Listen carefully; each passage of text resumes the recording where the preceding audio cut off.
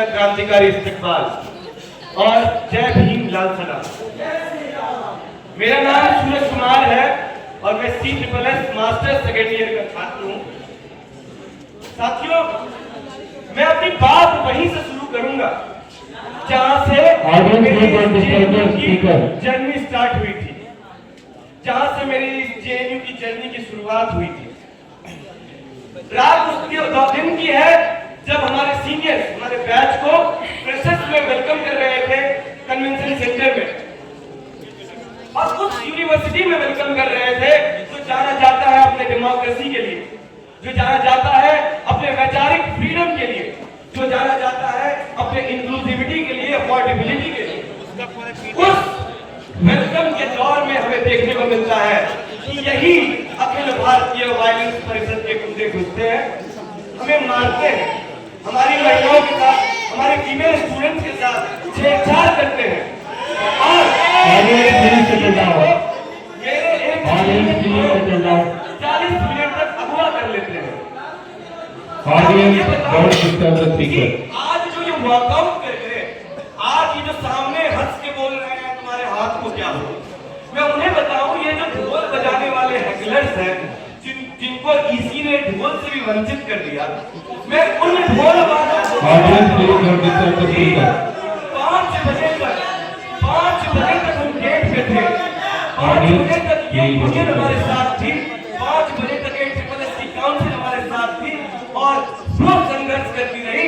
ये ढोल वाले हमारे जस्टिस के लिए नहीं आए, ये कश्ती वाली नहीं, ये कपड़े वाली लेफ्ट और प्रोग्रेसिव पॉलिटिक्स करने वाले लोग आए थे। Audience, please settle down. Audience, don't disturb the speaker. मैं उस सेंटर जाता हूँ, मैं उस सेंटर जाता हूँ। Audience, please settle down. मैं उस सेंटर से आता हूँ जो सेंटर एमिनेंस हुआ करता था सोशियोलॉजी का। Audience, please pause. Pause. Audience, please maintain the decorum of the house. Audience, please settle down. Audience, please settle down. Audience, please settle down. Audience, please maintain the decorum of the house. Audience, please settle down. Audience, please settle down. Audience, please settle down. Resume. ये हमें haggling से डराना चाहते हैं। अरे मैं आपको ये बताऊं कि दिल्ली पुलिस की मार से जब मेरा जज्बा नहीं टूटा था। क्या बात है सर।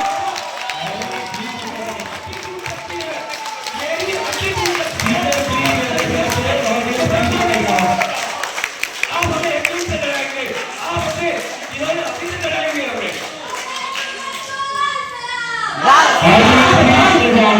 कि SSS में ये बैठ के बहुत अच्छी लंबी बातें कहते हैं SSS की बात करो, स्कूल की बात करो, स्कूल सेंट्रिक बात करो, यूनिवर्सिटी की बात करो। कैसे सोशल साइंटिस्ट हैं आप, कैसे सोशल साइंटिस्ट हैं आप जब आप कनेक्शन नहीं देख पाते हैं कि देश में होने वाली चीजें हमारी यूनिवर्सिटी का क्या बात है।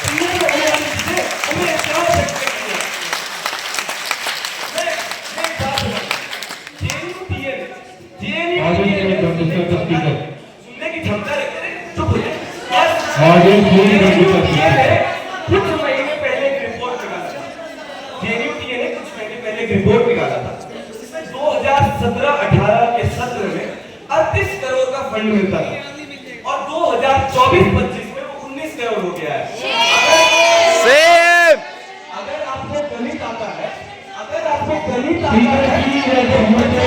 वो 50% की कटौती है, वो 50%। हालात इतने बुरे हैं, 36% कटौती है फीमेल स्कॉलर्स में। ये पता है वो क्यों है? क्योंकि इन्होंने बैकडोर से फीमेल को जो डेप्रिवेशन पॉइंट मिला था उसको हटा दिया। आज उसी JNUTA की रिपोर्ट में SC/ST की जो सीट्स थे उसमें भारी कटौती है। मैं आपको ये बताऊं कि फंडर की बात हो चुकी है यहाँ पे, बट यही जो ABVP के लोग हैं जो WhatsApp पे स्टेटस डालते हैं आज फलाने मंत्री से मिलने का क्या बात है, क्या बात है।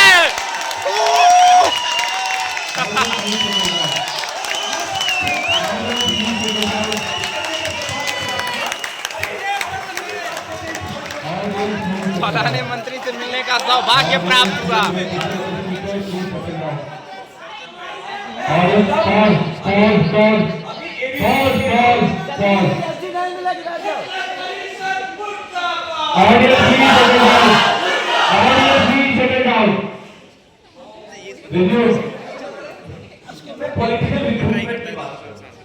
मैं सोशियोलॉजी के ऐसे सेंटर से आता हूँ जहाँ पे हमारे प्रोफेसर कहते हैं मार्क्स को पढ़ के क्या होगा, वो तो गांधा फूक के लिख देता था। वो कहते हैं कि फेमिनिज्म जैसी चीज भारत में कुछ होती ही नहीं है। महिलाओं को बोलो जो अपना सरनेम हटा ले। क्यों? क्योंकि वो सोशियोलॉजिस्ट जो हमें पढ़ा रहे हैं वो कहते हैं कि फेमिनिज्म का जो दारोमदार है वो दलित महिलाओं के ऊपर है। ये है इनकी सोशियोलॉजी। ये हमें वो मार्क्स, वेबर और डर्थाइम पढ़ाते हैं। पॉलिटिकल रिक्रूटमेंट क्या बोल रहे हैं? पॉलिटिकल ऐसा हालात है कि अगर कोई दलित समुदाय से आता है उन पे लगा देते हैं, वो एक आध मार्क्स देते हैं वाइवा में। ऐसा इंक्लूसिविटी है। हमारे एक साथी इंक्लूसिविटी की बात कर रहे थे। हम उस परिषद से आते हैं और उदाहरण देते हैं महिलाओं के सम्मान में परिषद है मैदान में। ये वही लोग हैं जो इसी जीवीएम में कुछ दिन पहले मां बहनों की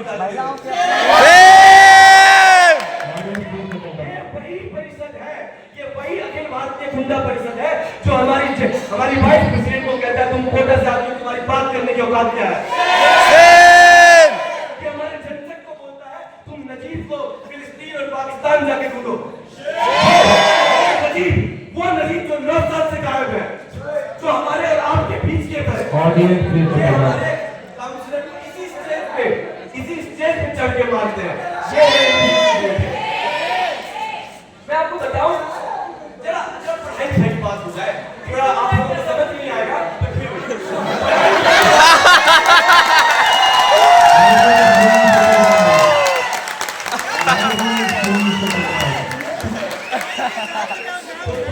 गजब भाई गजब।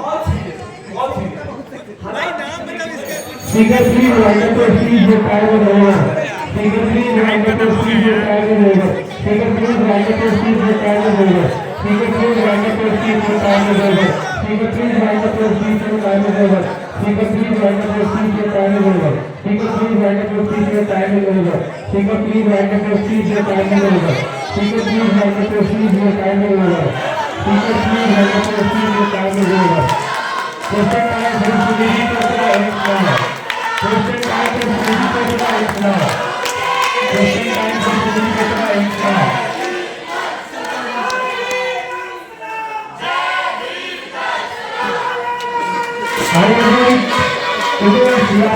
जा रहे हो?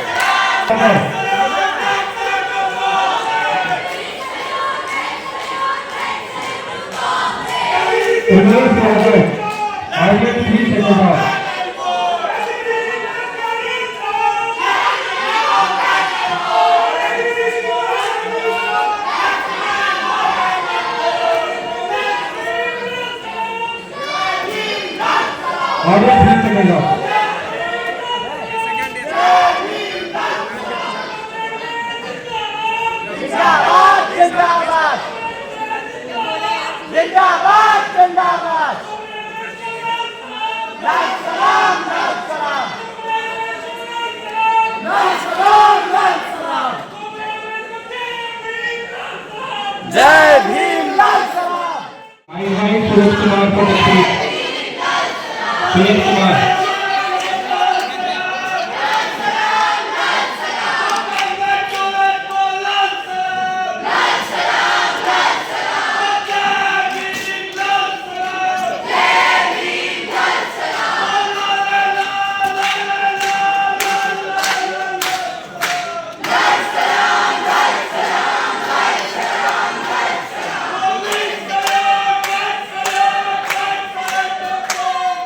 Audience please settle down.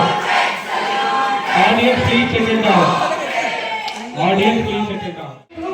मैं आपके बीच स्कूल आपको काउंसलर की दावेदारी रैली को पेश करने के लिए यहाँ पर आप लोग मिल गए।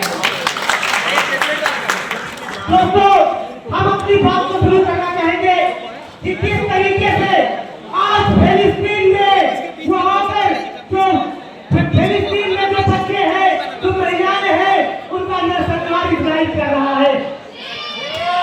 फिलिस्तीन में नरसंहार हो रहा है। उसी के साथ साथ अगर हम भारत में देखते हैं तो भारतीय जनता पार्टी की सरकार ऑपरेशन कगार, ऑपरेशन समाधान के थ्रू यहाँ के आदिवासियों को नक्सली बताकर उनका कत्लेआम कर रही है। साथियों, ये जो भारतीय जनता पार्टी की सरकार है, जो आरएसएस और विद्यार्थी परिषद का नेतृत्व का सरकार है, वो लगातार इस देश की मुस्लिमों पर, इस देश के आदिवासियों पर, इस देश के दलितों पर, इस देश की पिछड़ी आवाम पर लगातार हमले और अत्याचार कर रहा है। आज हम देखते हैं कि हरिओम बालूकी को ये कहकर मार दिया जाता है कि हम लोग बाबा के आदमी हैं और समाज से आते हैं। मुर्दाबाद, मुर्दाबाद। आज इस देश में हम देखते हैं कि चीफ जस्टिस ऑफ इंडिया जो गवाही है, अगर चीफ जस्टिस ऑफ इंडिया इस सरकार में जो दलित कमीशन से आता है, अगर वो सुरक्षित नहीं है तो देश के अंतिम मैदान पर खड़ा हुआ दलित सुरक्षित कैसे रह सकता है? दोस्तों, ये सरकार जो तमाम दलित पिछड़ा आदिवासी होने का, उनके हित होने का दावा करती है, वो बिल्कुल ही खोखली है। और जो इनका स्टूडेंट ऑर्गेनाइजेशन विद्यार्थी परिषद है, उनको यहाँ पर एक भी सीट नहीं जीतने देना चाहिए। हम आपसे अपील करना चाहते हैं।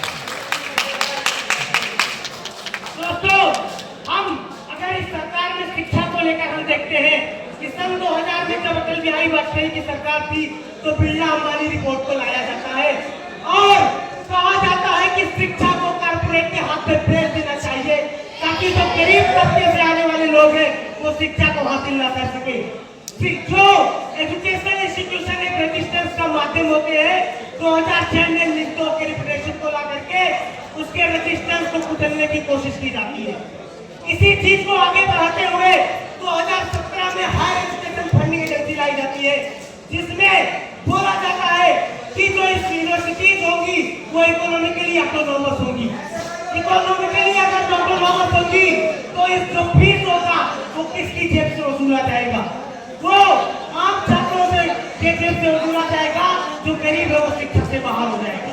इसी चीज को 2020 में एनईपी के माध्यम से, नेशनल एजुकेशन पॉलिसी के माध्यम से अनडेमोक्रेटिक तरीके से पास करके इम्प्लीमेंट किया जाता है। दोस्तों, इस प्रकार से हम देखते हैं कि भारतीय जनता पार्टी जिस प्रकार से फंड कट करती है, यूनिवर्सिटीज को कॉमनलाइज करती है और उसके डेमोक्रेटिक स्फीयर, उसके डिसेंट और उसके पब्लिक स्फीयर को लगातार टारगेट करती है। लेकिन इसके साथ साथ अब हम स्टूडेंट यूनियन पर भी हम आप लोगों के बीच अपनी बात को रखना चाहेंगे। साथियों, हम लोग देखते हैं कि एक तरफ तो विद्यार्थी परिषद सरकार हमला कर ही रही है, लेकिन इन हमलों को रोकने में अब तक का स्टूडेंट यूनियन फेल रहा है। आप लोग बात करते हैं फंड नहीं है, बात सही है, विद्यार्थी परिषद जो एडमिन है वो रोकता है, लेकिन 2000 का जो एनसीएम आता है उसको तो समय पर आप डिलीवर करवा सकते थे अपने संघर्ष के माध्यम से। हम देखते हैं कि डॉर्मेटरीज में जो बच्चे रहते हैं उनको 800 रुपए खाली दिया जाता है। इसके लिए स्टूडेंट यूनियन ने क्या किया? एमए फर्स्ट ईयर में जब स्टूडेंट यहाँ पर एडमिशन लेता है तो 3-3 महीने उसको हॉस्टल नहीं मिलते हैं। 3-3 महीने तक वो दूसरे के रूम में एडजस्ट करता है और हम देखते हैं कि बाद में उसको डॉर्मेटरी अलॉट किया जाता है। मैं इसका साक्षी हूँ। इसके लिए स्टूडेंट यूनियन एक दिन दिवस पे जाकर मेमोरेंडम सबमिट करता है और धरना देकर अपनी जिम्मेदारी से पल्ला झाड़ लेता है। क्या एक तरफ हम एडमिन को तो नकारते हैं, लेकिन जो संघर्ष के रास्ते पर छोड़कर एक अवसरवाद की तरफ बढ़ता हुआ जो स्टूडेंट यूनियन है उसको भी क्रिटिकली देखने की जरूरत है, उसको भी चैलेंज करने की जरूरत है। दोस्तों, हम आपसे रिक्वेस्ट करते हैं, आप देखे होंगे कि इसी कैंपस में जे स्टोर का एक्सेस बंद कर दिया गया। इकोनॉमिक और पॉलिटिकल वीकली को बंद करने की लगातार धमकियां दी जा रही है। हम लगातार देखते हैं कि किस प्रकार से स्टूडेंट यूनियन 5000 के नारे लगाता था, दीवारों पे आपके पोस्टर मिल जाएंगे कि एमसीएम 5000 करवाएंगे, लेकिन 2000 भी इस समय से रिजल्ट नहीं करवा पाया। तो दोस्तों, एक तरफ विद्यार्थी परिषद को खारिज करने की जरूरत है, लेकिन और एक बात हम देखते हैं कि फिर सिर्फ यहाँ का स्टूडेंट यूनियन जो आईसा टीएसएफ लेड था, वो संघर्ष की राजनीति को छोड़कर सिंपैथी की राजनीति पे उतर आया है। और हम देखते हैं कि किस तरीके से सिंपैथी की राजनीति हावी हो जाती है।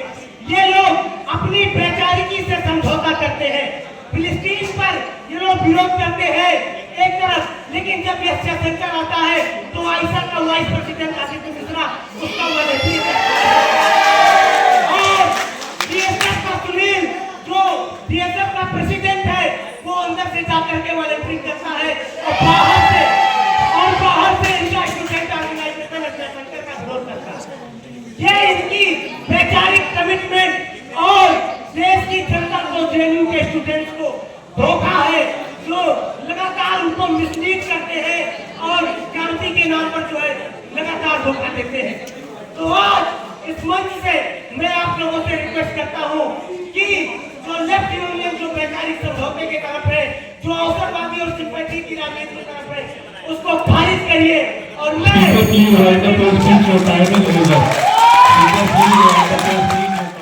ट्रिपल एस काउंसलर की उम्मीदवार हूँ। इसी मंच पे मैं पिछले साल खड़ी थी, तब विकास पटेल और ये एबीवीपी के गुंडे आके मेरा माइक तोड़ देता है, तोड़ करता है, गुंडागर्दी करता है आम छात्रों के ऊपर।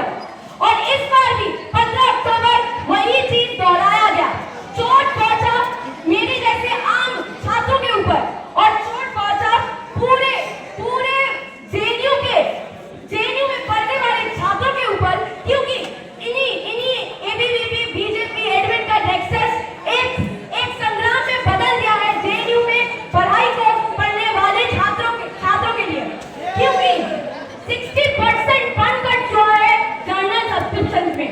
आप अगर जाओगे जेस्टोर एक्सेस करना चाहोगे, वो जेस्टोर एक्सेस नहीं मिलेगा आपको।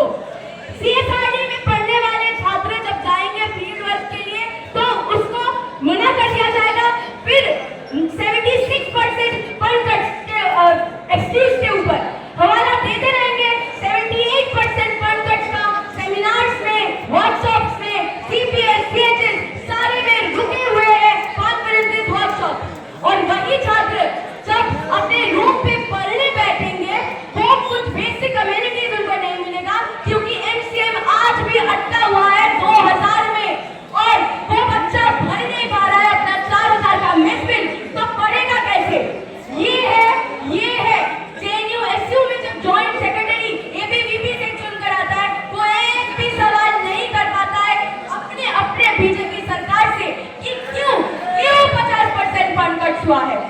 और उसके बाद और हम देख सकते हैं ये एबीवीपी वालों में, ये अंबानी अदानी के सेलों में, गले में ये हिम्मत कहाँ कि वो ये प्रश्न कर सके, क्योंकि वही आसाम में आदिवासियों का जमीन छीन कर वो दे रहे हैं अंबानी अदानी को, वो दे रहे हैं बिहार में 1 रुपए में 1 बीघा जमीन वो दे रहे हैं अंबानी अदानी को। और इसी सरकार, इसी एबीवीपी के दल वो लाते हैं एनईपी का मॉडल, लाता है प्राइवेटाइजेशन का मॉडल, जिसके तहत पहला कदम होता है पब्लिक एजुकेशन की आइडिया को खराब कर देना, नकारना। तभी मेरे दूर अशोका जिंदल एमईटी में उनका भर्ती होगा, मुनाफा खोरी में बदला जाएगा जब जेएनयू जिंदा नहीं रहेगा। और इसी कैंपस में लेफ्ट का लेगेसी रहा है कि 268 का मॉडल आज तक टिका है, उन्हीं के कारण। यही एबीवीपी के चेले जो अतुल जौहरी जो एक सेक्सुअल ऑफेंडर है, उनके लिए रैली निकालते हैं और सीएचएस में, सीएस में हैरेसमेंट के केसेस करते हैं। Audience please don't disturb. हुआ तो आपने उसका सपोर्ट क्यों किया? एक तो दूसरा सवाल है वो बिल्कुल गलत है। मेरा ये मानना है कि किसी भी महिला से अगर किसी भी तरीके का अटैक हो रहा है तो वो बिल्कुल कंडेम किया जाना चाहिए, जीरो टॉलरेंस होना चाहिए। चाहे कैंपस में हो, चाहे बाहर हो, चाहे पूरे देश भर में हो, उसमें जीरो टॉलरेंस होना चाहिए, मेरा ये मानना है।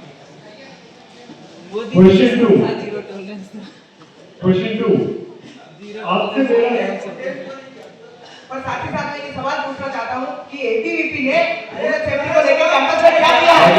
Please don't disturb the speaker और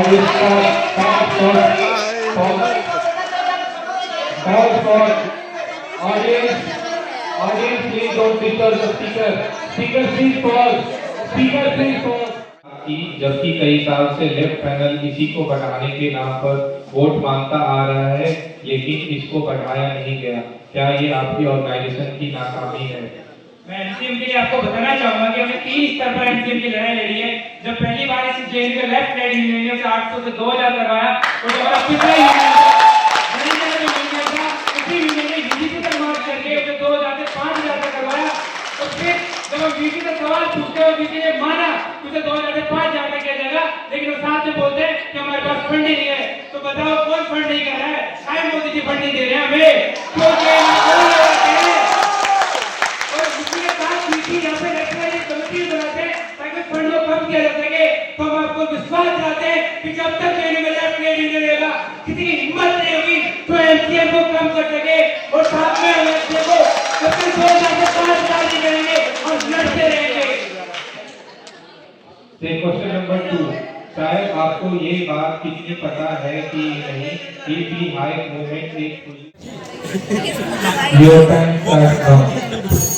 फर्स्ट क्वेश्चन के 5 सेकंड के लिए क्या करेंगे? अगला नंबर एसी के बाद साउंड सिस्टम का है। अगर ये साउंड सिस्टम अच्छा होता तो मेरे स्पीच थोड़ा बढ़ जाता। क्या बात है?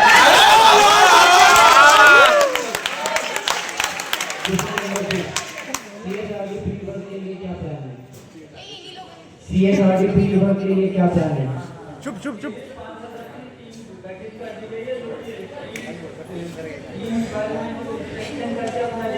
आवाज नहीं आ रही है, आवाज नहीं आ रही भाई, पीछे सुनाओ हमको।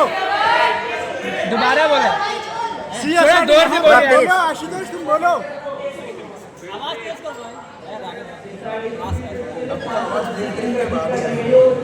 तीन बार में अपना रिपोर्ट देंगे, उसके बाद पर स्टूडेंट कितना फंड एलोकेट होगा उसको एलोकेशन के बाद वो फिर जाएगा। बड़ी मुश्किल है।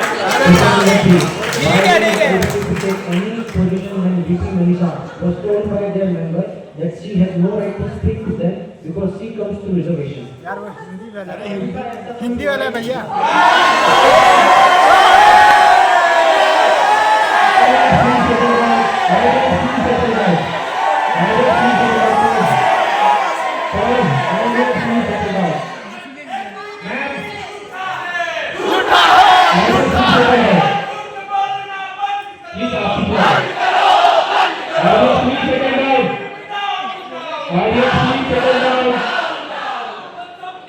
Audience, please settle down. Let the speaker speak. Audience, please settle down. Let the speaker speak. Audience, please settle down. Audience, please settle down. Don't disturb the speaker. Resume. Fourth question, Baba Saheb ने ब्राह्मणवाद और हिंदू धर्म को जहर बताया है जो दलितों का खून चूसती है। आप जय भीम का नारा क्यों देते हैं?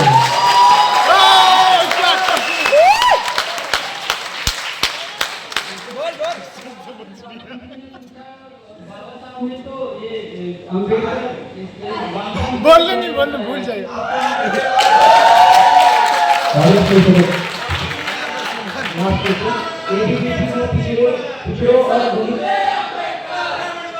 दलितों का शोषण होता है, क्यों है? क्वेश्चन नहीं सुन पाया, आंसर भी। एबीवीपी में पिछड़ों और दलितों का शोषण होता है, फिर भी आप एबीवीपी में क्यों हैं? मेरा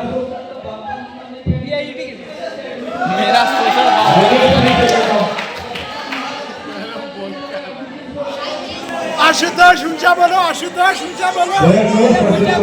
आशुतोष ना हो।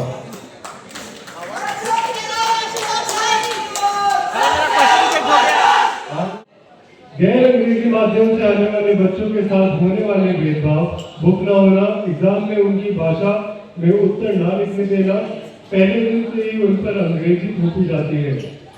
इससे हर सेंटर से कई बच्चे अपना कोर्स हर वर्ष छोड़ देते हैं। अगर आप काउंसलर बनते हैं तो एसएसएस में क्या समाधान करेंगे? मैं बहुत खुश हूँ कि ये सवाल पूछा गया, क्योंकि इसी एजेंडा को ट्रिपल एस में स्थापित करने के लिए हम बहुत मेहनत किए हैं और इस एजेंडा को इस मंच से उठाना भी यही दिखाता है कि हमारे मेहनत का क्या असर रहा है। आपने जो भी सवाल पूछा है, आपने बिल्कुल सही कहा है कि आज भी बहुत सारे छात्र अलग अलग बैकग्राउंड से आते हैं और आज भी अंग्रेजी का जो कठिन टेक्स्ट है उसको पकड़ने में उनको मुश्किल होता है। चैट जीपीटी पे अनुवाद के लिए सहारा लेना पड़ता है। ये कोई व्यक्तिगत कमी नहीं है, ये सामाजिक कमी है। हमारा सामाजिक पोजीशन तय करता है कि हम अंग्रेजी भाषा से कितना दूर है और इसके लिए भी बहुत बढ़िया, बहुत बढ़िया।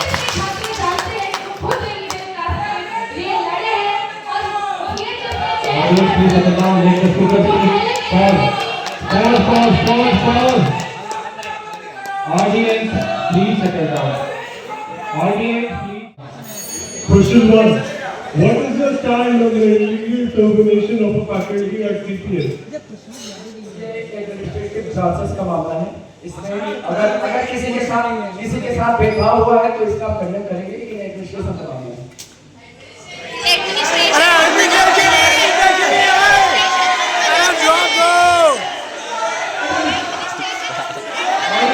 Audience, please settle down.